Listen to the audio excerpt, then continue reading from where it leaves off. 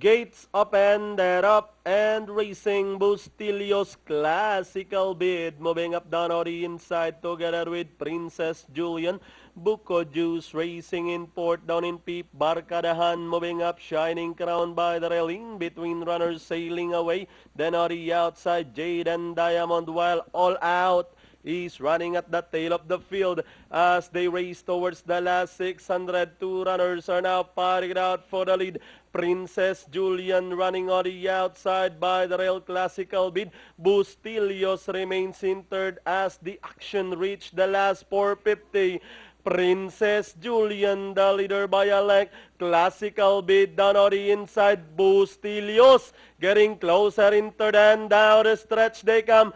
Princess Julian, Classical Bid. Bustillos moving up on the outside.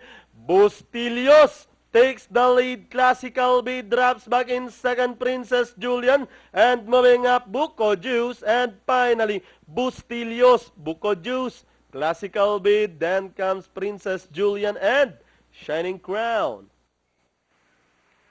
Okay, 9-4-1-3-2 ang ating